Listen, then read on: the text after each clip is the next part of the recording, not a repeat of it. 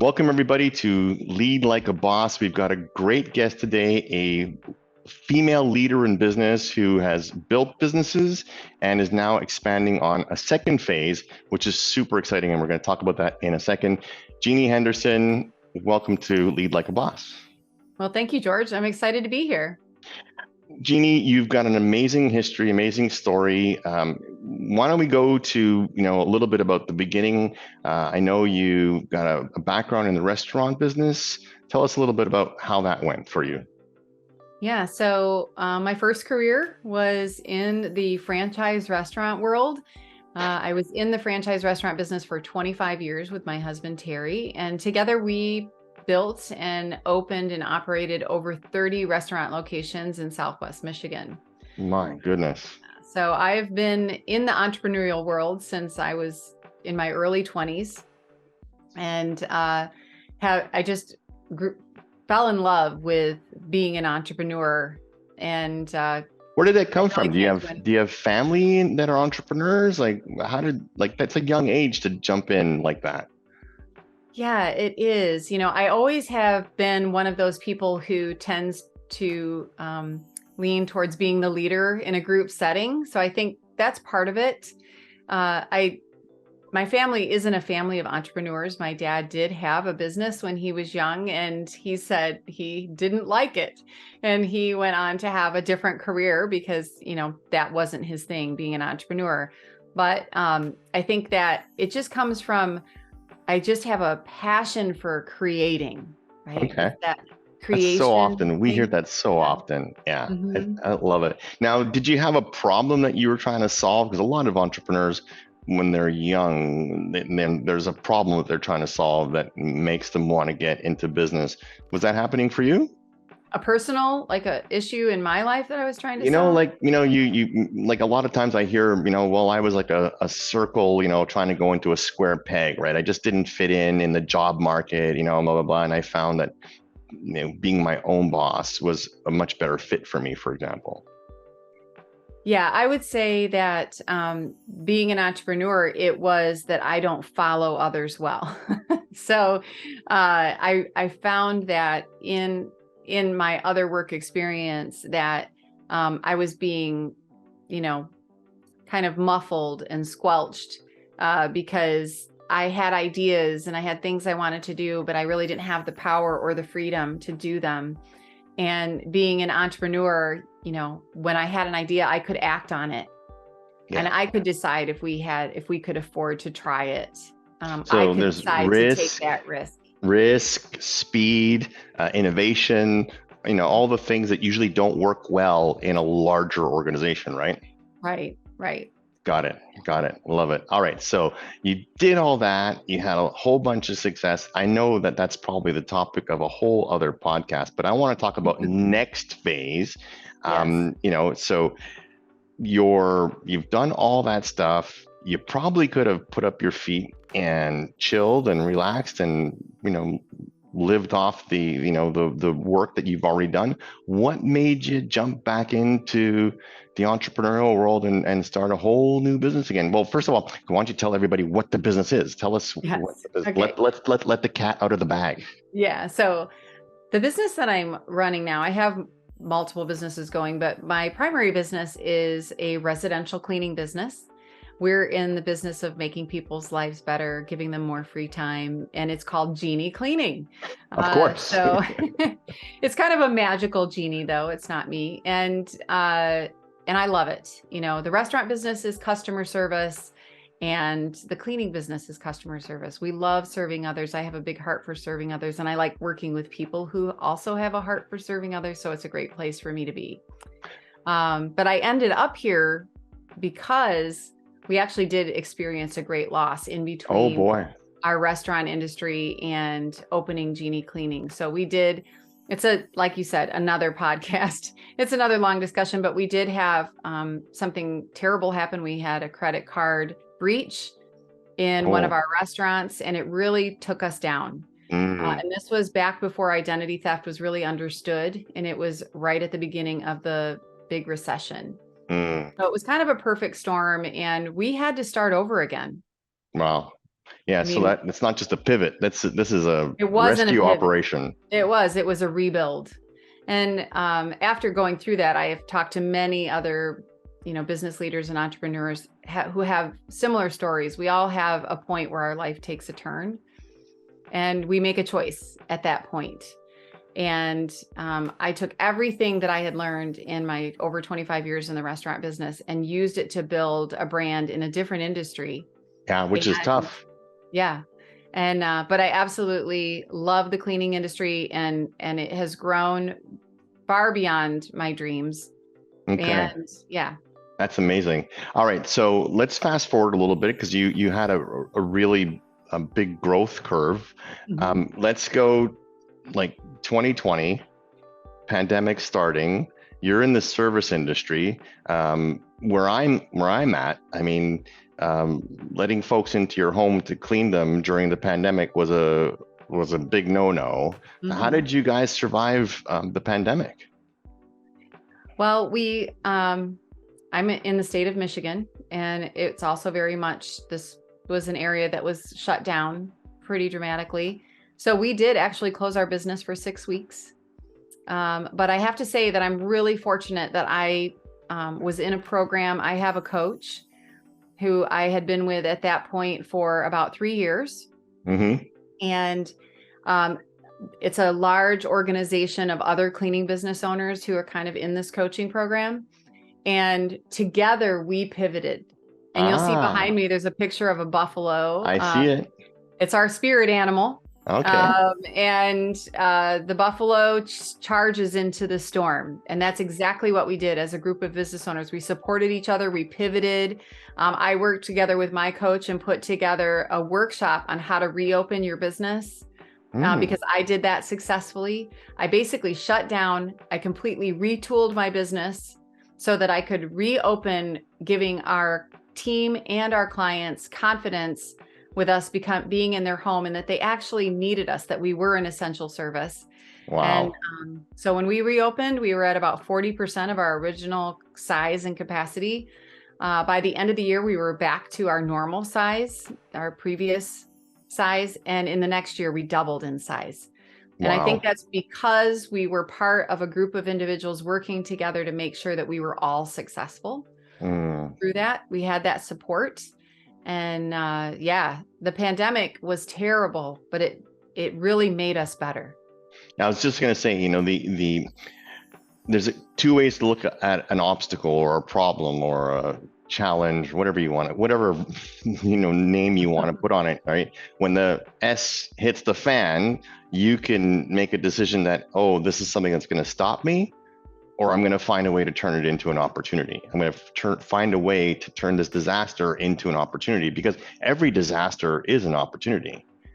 Every business out there solves a problem for somebody, right? And you guys were able to see that, capitalize it, and operationalize it, which is a huge thing, right? Because you talked about having a coach. So what was your coach able to help you do that you wouldn't have been able to do had you been on your own? Well, my coach and our organization, we just did a lot of research about all of the resources available to people in our industry. Everything that we needed to know, we disseminated that information out to everyone, whether it was the science of cleaning, how to, eliminate or reduce COVID, how to sanitize and disinfect. A lot of us out in the cleaning industry are really focused on not using chemicals. And then all of a sudden, we're getting like all these EPA approved disinfectants that we're supposed to use. So just learning all of that, how to keep our team safe, how to keep our clients safe. And so we just made sure everyone had information. The PPP loans, how to navigate all of the stuff that was coming at us. Because when you're running a business, it's really hard to also do research. Oh, yeah. So what we were doing in support of all of the business owners in our program was we were just getting out as much information to them in as easy to use way as possible so that everyone could thrive. So how did you do that? Did you do it through like webinars? Did you do newsletters? Did you have a website? How did you operationalize All that the part of it? things. Yeah, all the things. We had a lot of webinars. I actually hosted a 2-day webinar called Bounce Back Better Than Before. And I love for it. those of us who had to shut down. But then there was we brought on HR experts, and we put on a cleaning science academy. It was a 3-day training, just to help people get through it. I'm part of an organization called the Global Biorisk Advisory Council, and we worked with them to get training out to people. So, all of those things, we were helping people find the resources they needed to be the most successful Okay, through so that business. I just love the fact that you blasted, right, a whole bunch of stereotypes that people would typically put around a residential domestic cleaning operation, right? I mean, people have this idea that it's low tech, it's not sophisticated, blah, blah, blah, blah, blah, and you just blew that right out of the water. I mean, the comparison, I would imagine, of organizations that were associated with your organization and your training versus those who weren't must have been like day and night. Right. Yeah. Well, I'll tell you, when I first started this business, my husband and I, we decided that we were going to be the most professional residential cleaning company that anyone ever encountered. And then when I became part of this organization, that's what I help other business owners do, because it really stands out, as you've noticed. It stands out in our industry, and it doesn't have to be that way. Our industry is actually relatively new, and I think we're going to see it changing a lot over the next decade. But we're becoming essential to people, like lawn mowing. Now, I don't know, you're a little younger than I am, but lawn mowing was not something that you had someone else do 30 years ago. Nope. 40 years ago. Nope. It would be, actually, your neighbors would judge you if you had someone else mowing your lawn. Yeah. And Who do they think they are? Right. Like, that's, hoity toity. Well, now you drive down any suburban street and there's lawn mowing companies everywhere. Right. Hey, I was just telling my son. Expected. I was just telling my son when I left the house this morning, oh my God, I forgot to renew our snow removal contract because, it's December the 10th, 9th? Yes. And I haven't renewed it yet. And it's only a matter of days before we're going to have like a 24-inch snowfall, right? So yeah, but like you said, when we were kids, you picked up your shovel and you shoveled the driveway. No one else did it for you. Nobody did it for you. And all of these things are becoming expected, commonplace, thought of as essential. Yeah. Most of the people whose houses, not most, but many who we clean for, they don't own a vacuum. Wow. Yeah. And a lot of people don't own lawnmowers. Yeah. Yeah.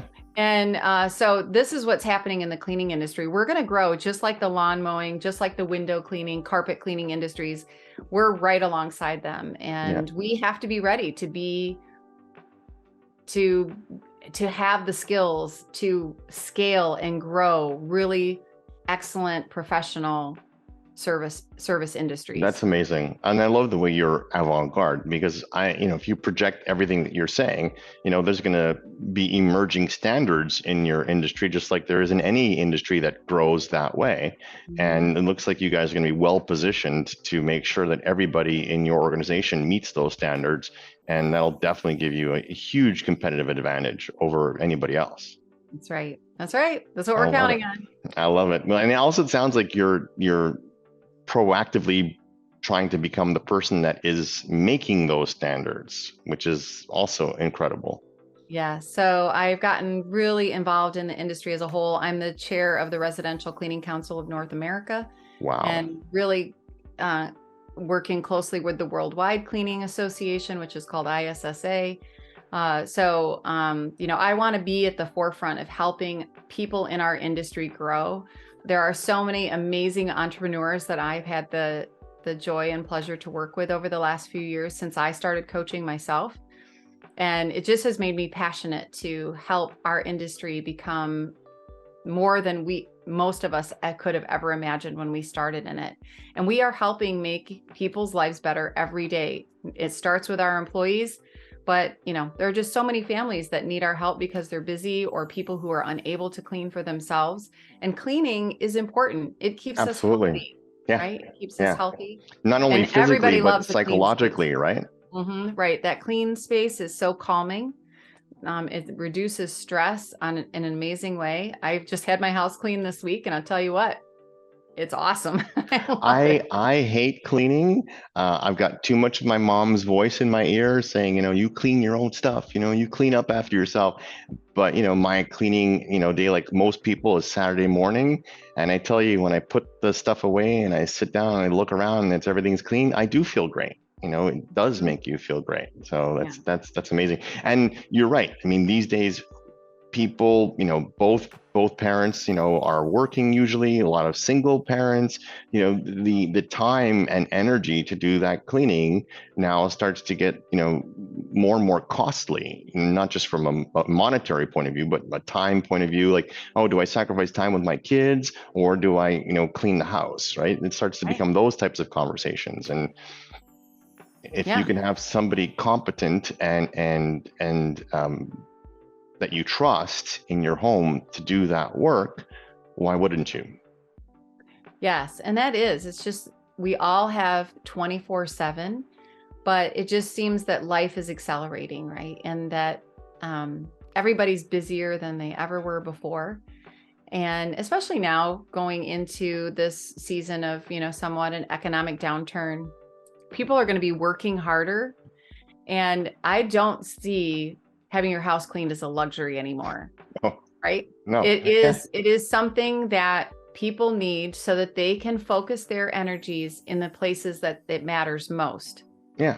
So I was talking to somebody the other day and they were saying, oh, I don't entertain as often as I used to. And I'm like, why? Well, my place is a mess. I don't have time to clean up. And the amount of time it would take me to clean up is like, it just becomes a real hassle, right?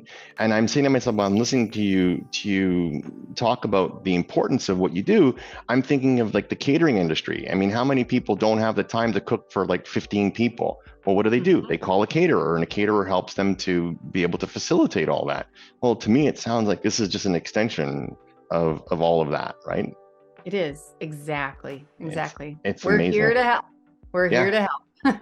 people care about the results. They don't care about how they got to the result, right? As long as at the end they get what they want, right? Yeah. Which is amazing. So, okay, this podcast is all about giving entrepreneurs some practical advice on how to grow and to overcome challenges. So maybe you can share with us maybe one of your success stories in terms of how you were able to, either, help one of your members to be able to excel or overcome a problem, something that we can use, our listeners could use to maybe apply to their own business. Right. Well, so I coach people in the residential cleaning industry to help them grow, scale their business, and build the life of their dreams. Ultimately, that's the most important part. And a lot of times, and I'm sure you've seen this many times, George, where people start a business, but what they end up doing is starting a job. Oh, yeah. Right. Oh, yeah. See that all the time. Yeah. And they get into it and they're doing all the things themselves and they can't figure out how to stop doing all the things themselves. And I frankly was that way when I started in the cleaning business. And I'm so glad I found my coach who guided me out of that and taught me how to become the CEO of my business and work on my business and not in my business the way that I was before. Yeah. And so that's what we help people do. I recently had someone join one of my coaching groups. And it was a couple who had been running their business, I think, for about 12 years. Wow. And they were kind of at this same level and they felt that they had reached a successful point. They had a pretty good income, but they had been there for like 6 or 8 years at this same level. So we'd call that plateaued, right? They had plateaued. They were just stuck. And they never could figure out how to get beyond that. But they kept doing the same thing, thinking that it would get better. But if you keep doing the same thing, you're going to get the same results, right? And so they joined our program. They joined my coaching group. And we started working through implementing the systems and the strategies that we teach. The program that I'm in is called Cleaning Business Fundamentals. And we just take people through the entire process of first changing their mindset around what it means to be an entrepreneur. And then systematically going through every part of their business and making simple changes that help them work their way out of doing all of it themselves and finding people to come alongside them to help them do the things that they need to do, strategizing, creating structure and systems in their business. Within a very short period of time, this couple was making major changes in their business and seeing great results. And in that, so they were stuck at that plateau for a really long time. A year later, they contacted me, and so I think they were stuck around 300,000 or 400,000 in revenue a year.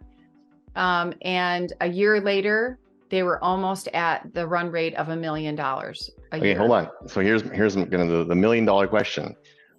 How many hours were they working a week then versus how many hours are they working a week now?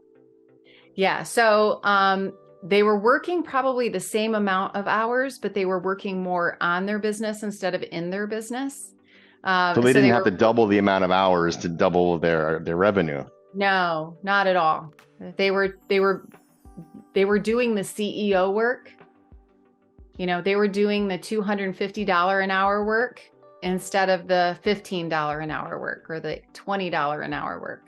Yeah. And you know that's not a secret, right? Everyone know, well, not everyone, but anyone who chooses to look for that information can find it. It's not a secret.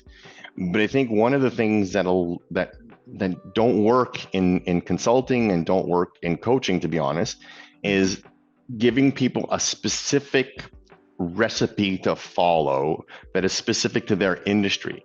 You know, most business consulting or most business training or most, even business books, they're so vague. They're generalities. They're not specific instructions for one business or another to follow. And I think that's a big niche that you have exploited.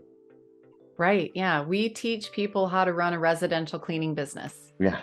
And in my 5 years of in this coaching program and my 7 years in the cleaning industry, I have just seen literally hundreds of people find the path, the treasure map, the secret sauce, whatever it is that they had been searching for years. Yeah. I know someone who's been in the cleaning industry for over 4 decades, and she was still cleaning in the field. Oh boy. And, this program helped her get out of the field, and now she's running a nonprofit and someone else is running her business for her. It's still her business. Oh my goodness.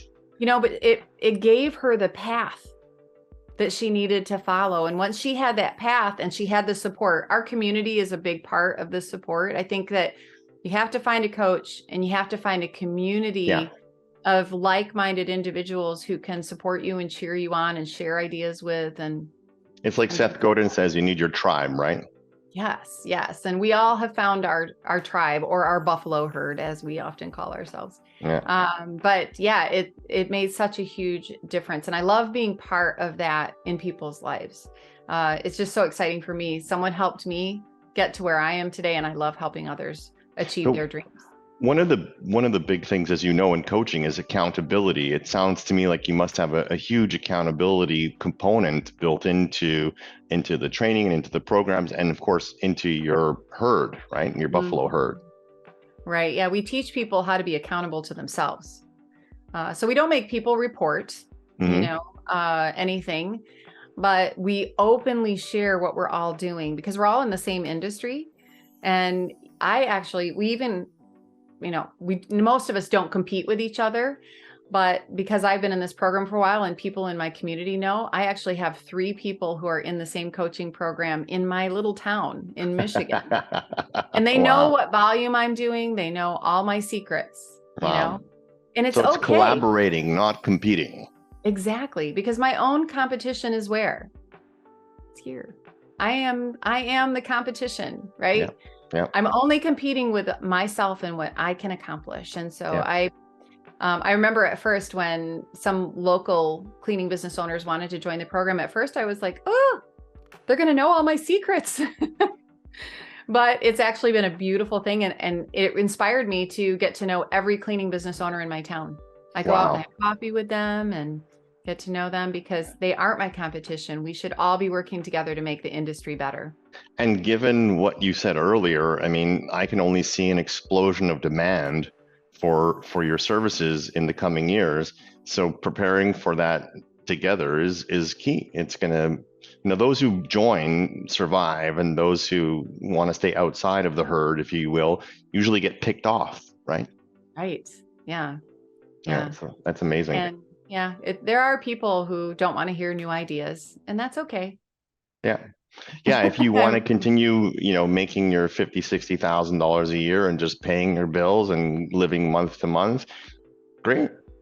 Right. And that's fine. Yeah. Something else that I've seen too is a lot of people shifting, especially with COVID, a lot of people rethought, what am I doing? Why am I doing this? Why am I doing this job that I hate? And I'm seeing more and more people coming into my industry and other home services industries as a second career. Oh, yeah. I'm coaching a nurse, a librarian, trying to think of some of the other industries people have come out of teaching, and they're starting their own residential cleaning business. So and for me, it's a second career, right? Yeah. Yeah, you can relate. And so it's a great business to get into if you love serving others. And there's just a lot of resources like the program that I'm part of to help people build a great new business if you're looking for something else. And I'm not hearing you use the word franchise. So I'm getting this sense that you're not offering franchises. You're just offering training to help people to be successful in their own business. Exactly. So everyone in the program that I'm a part of, we are all independent business owners.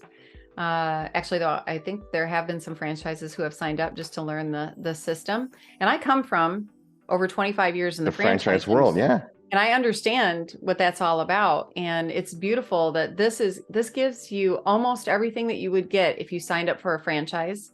So what a franchise gives you is it gives you, research and development, systems and strategies, marketing, support, and community. That's one of the things I loved about being in the franchise world is I knew lots of people who did exactly what I did, and I could call on pick them. up the phone, right? Exactly. And so we offer all of that in our program, but we don't charge you a percentage of your revenue. So our average restaurant was sending $40,000 or $50,000 a year to the franchisor. Yeah. Our program is a one and done. You buy it and it's yours. Nice. And you make a 1-year commitment. You can stay in the program longer than that, but there's nothing based on your revenue. It's all just if you want to be part of the program or not. You're not joined at the hip. Exactly. And there's no oversight. Okay. If you don't want to implement everything, you don't have to. We do say if the system ain't broke, don't mess with it, right? Yeah. And we do believe that every piece of the system works together, but and it sounds like to me, if you hear a good idea, you're not going to be shy about implementing it. Right. And we make changes and we tweak things that, the world is changing, technology is changing. I implemented 2 major software applications in my business this year that didn't exist just a few years ago. And we have to be constantly looking for the new ideas to help us grow and be better.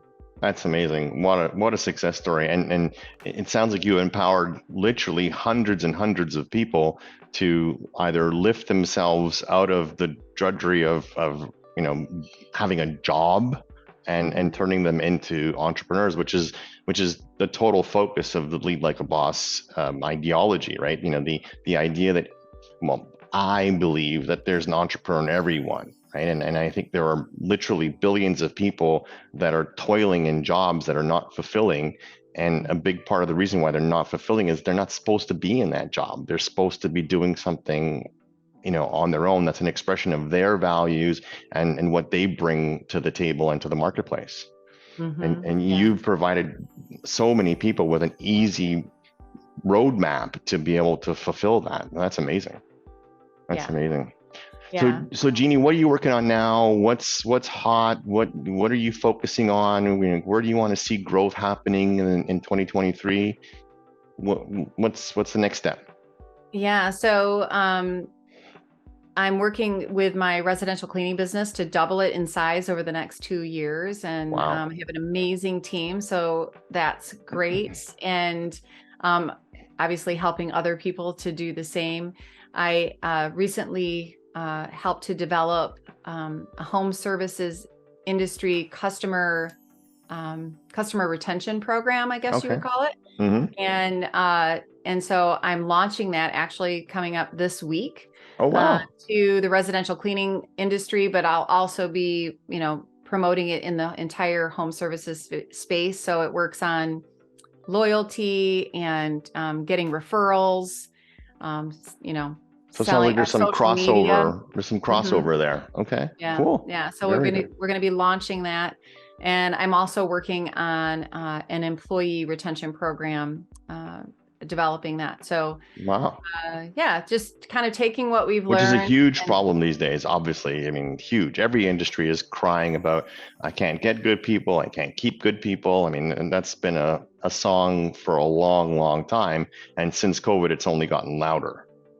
Exactly. And building a really strong workplace culture is something I'm really passionate about. That thing that you talked about, I call it workplace misery. And that's one of my passions in life, is to get rid of that for more people. I see it all the time, people who go to jobs every day they can't stand.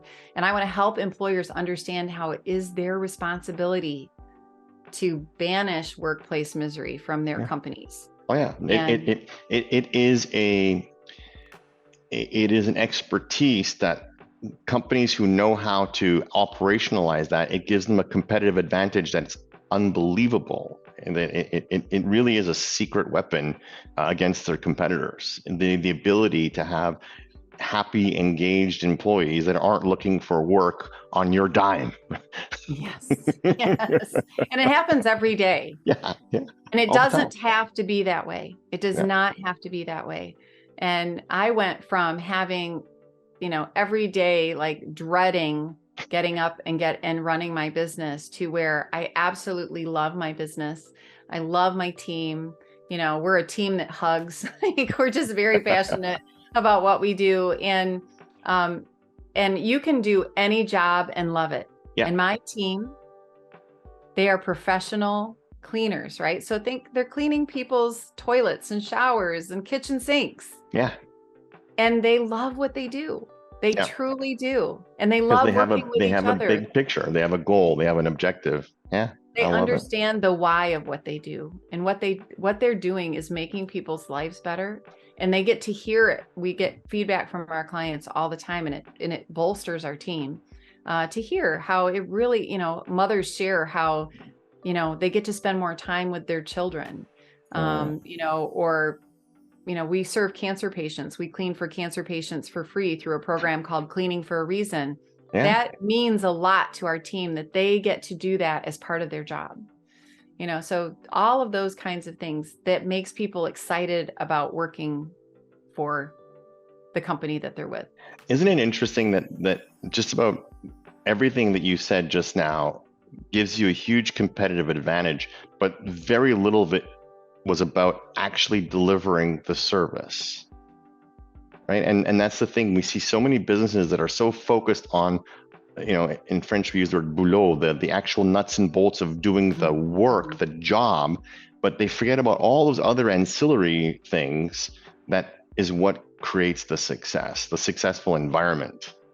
And it's amazing to see that you are teaching this to these folks who are really in an entry level kind of work. I mean, I can hear if we had this conversation in another 10 years, I'm sure we'll be able to talk about all kinds of success stories of people who grew out of your program to form their own businesses using the principles that you taught them to create monster companies. I mean, I could see that. Yeah, I can too. It's just so exciting to think about that, and I tell our team members every day, we don't clean houses. That's not what we do. We impact people's lives. Yeah. It's not about what the thing that we're doing every day. Yeah. It's the impact that we're making. I love it. So if you work for us, you're not just a house cleaner. Wow. You're somebody who makes people's lives better. Okay. So as we wrap up, who should you who listening to this should think about connecting with you? What people, where are they in their lives that they should say, I should reach out to Jeannie and see what she has to offer me? Like how can I get involved? Who are Yeah, those well, people? anyone who's in the home services industry, if you are struggling to figure out how to scale and grow and how to build a business that you absolutely love, not one that you are, are terrified of, or you hate, having to work in it You're every day. clocking the time and just doing your Yes. time. Yeah. Yeah. And, so many entrepreneurs are working 24/7 and not getting anywhere. Yeah. And so if you're in the home services industry, I would love to talk with you, and, just, learn about your business and, share a few pointers and talk about how we can help you. And then also if someone's out there and they're like, I really want to start my own business. Mhm. I love helping startups. I'm a little bit addicted to grand openings. After opening 30 restaurants with my husband, planning every single grand opening, planning a great big party, so I just love helping startups get going. And we had a gentleman in our program just over a year ago. He started from zero, joined our program before he even had a business. And by the end of the year, he had 8 employees. I think he was doing about 350,000 in revenue, and he's going to probably hit $1 million in revenue this year. And only 3% of cleaning businesses ever reach that level. Yeah. So, it's when you have the path, it's amazing what you can accomplish instead of trying to figure it out yourself. Don't be an explorer. Yeah. It It sounds like you're really shortening the curve, right? And you're, basically saving people the time, trouble, and money of making a whole bunch of mistakes that they would have made, that either would have discouraged them out of the business or crippled them out of the business, right? Exactly. So that's amazing. Exactly. Yeah, we don't sell the easy button. I don't think you do either, right? No, nothing There's good work, is easy. right? Nothing good is easy. There's work to be done, but we help you know what to do next, and how to do it. All right. So what's the best way for people to reach you? How do they reach Jeannie? How do they reach out to you to get involved? Yeah, you can just contact me through my website, jeanniehenderson.com. And, reach out, let me know what you're doing, what you're interested in. I'd love to set up a time to talk, and happy to share with you our coaching program, or even just point you in the direction. If it's not something that I can help you with, I know coaches in a lot of other home services industries that can help people. And a lot of times, so is there any kind of promo that you're running right now or anything like that we can offer our listeners? Yes. So if you would like to sign up for a free 30-minute strategy session, I'll share the link here where you can set up a call. And I would love to talk with anyone who would like to learn more about the residential cleaning industry or the home services industry, or if you're already in the industry and want some help, I'm here to help. Well, I'll tell you, everyone, if you can get 30 minutes free of the time of an entrepreneur who's got Jeannie's level of experience, both in the restaurant industry and building a successful cleaning business and cleaning consulting business, you should jump on that all the way. So Jeannie, thank you so much for offering such a valuable thing for our listeners.